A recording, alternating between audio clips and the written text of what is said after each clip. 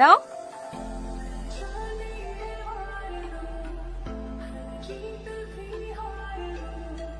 এই দাঁড়া, পালাবি না, এখানে দাঁড়া।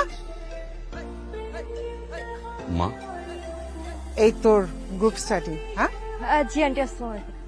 ওয়ালাইকুম সালাম। ওর গার্লফ্রেন্ড? জি আন্টি। নতুন? নতুন মানে আন্টি?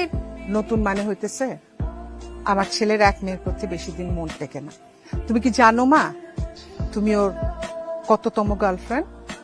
আমার ছেলের স্বভাব হইল মেয়েদের মন ভাঙা, মেয়েদেরকে কষ্ট দেয়া, আর সেই মেয়েদের বাবা মার নালিশ আমাকে শোনানো। আমি চাই না তোমার বাবা মাও আমার কাছে এসে নালিশ করুক, বিচার দিক।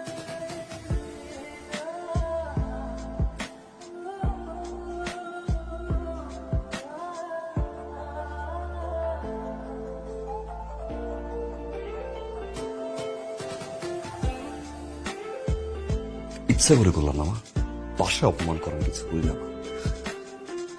বাহিরে রাস্তার ভিতর সবার সামনে অপমান করো মা। মামা হ্যাপি না? আমার মনে হয় তোর মা একজন স্কুলে পড়া একজন শিক্ষিকা, তার একটা সম্মান আছে। সম্মানটা দেখবে না তোমার? পাইছো না সম্মান তোমার? ইনসাল্ট করতো সবার সামনে রাস্তায়। কথায় কথা উঁচু জিনিসটা মেয়ে, কথায় কথা উঁচু জিনিসটা মেয়ে। মা একটা বার কি ভাবছো যে ছেলেটা সত্যিকার ভালোবাসি কিনা মেয়েটাকে? মেয়েটাকে সত্যি ভালোবাসি আমি, রাইট? বুঝতে পারো, বুঝতে চাইছো যে মানুষ চেঞ্জ হয়, আমি চেঞ্জ হয়েছি। ভালোবাসছি কাউকে দেখো 2 দিন 3 দিন দেখো 7 দিন দেখো, তারপরে দেখছো বলো একটা মানুষ চেঞ্জ হয় মা। না মা, তুমি কি আসলে মা আসল মা নাকি সৎ মা? I have doubt. সৎ মা। কি বললি তুই? সৎ মা। আমি তোর সৎ মা? যখন থাকবো না তখন বুঝবি। এই যে কেক নিয়ে বসে আছি, সে তখন থেকে কখন আসবি কখন আসবি।